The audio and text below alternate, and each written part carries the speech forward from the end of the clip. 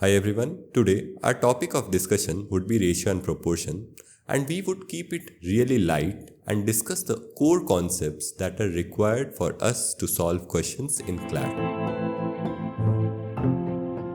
Now let's say there is a very big crowd and people are wearing different colors of t-shirt. There is some place which is crowded with people wearing blue shirts, some place which is crowded by people wearing brown shirts, and some place people wearing orange shirt. Now you do not know the absolute number of people wearing these shirts, but you can create an estimate that 1:2:3 number of people are wearing these colors of t-shirts. And that is the exact reason why people came up with the concept of ratios. Now let's say in a class there are 40 boys and 60 girls.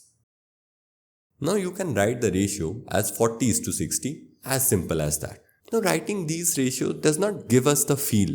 Okay, so what we are going to do is we are going to strike off some of the common factors and make it into a simplified ratio. And now this makes the ratio to be 2:3. But let's say in a class, we are given the ratio of number of boys to number of girls as 5:4. We cannot determine what are the absolute values of the number of girls or the number of boys or the total strength of the class or anything about the exact number of boys or girls. In our earlier classes, what we used to do is to take the number of boys to be 5x and the number of girls to be 4x and then solve the problem. Now we will see this in action to solve a very simple problem. Let's say out of 45 fruits, the number of apples to mangoes to bananas is nothing but 2:3:4.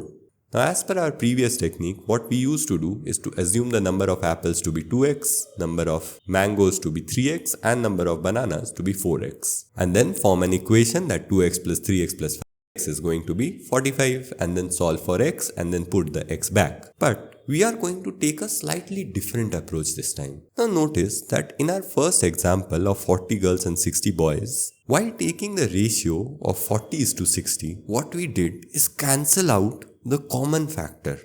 And this factor is actually the missing link that's preventing us to determine the exact numbers from a given ratio. And here the x actually gives me the missing factor.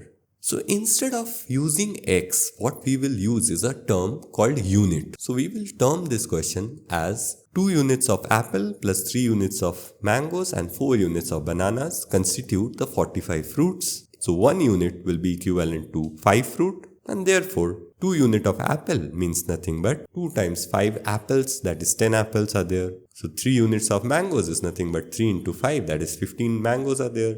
And 4 unit of bananas is nothing but 4 into 5, that is 20. So what we essentially did is talk everything in terms of the unit. So again, the number of boys to the number of girls is given to be 7:4 and the difference in the number of boys and girls is given to be 120. So this 120 will help us determine the exact number of boys and girls. Let's see how. So 7 minus 4 unit is nothing but 3 units and 3 units is the difference. So if 3 units equals 120, 1 unit is equal to 120 divided by 3, which is nothing but 40. So the number of boys can be determined using 7 times 1 unit, that is 7 into 40, that is 280. And the number of girls is 4 into 40, that is 160. And the extra information corresponding to a ratio can be information about the item in a ratio as well, which we are going to see in this example.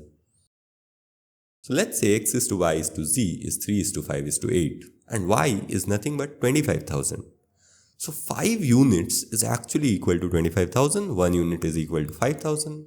So x is nothing but 5 into 3, that is 15,000, y is 25,000 was given, and z is nothing but 8 into 5 units, that is 40,000. Now it's just these basic things that's going to help us to solve problems in CLAT, where some data corresponding to some values will be given and the ratios will be given and you will need to do the same thing. So I hope this helps. Thank you so much for watching. Bye bye.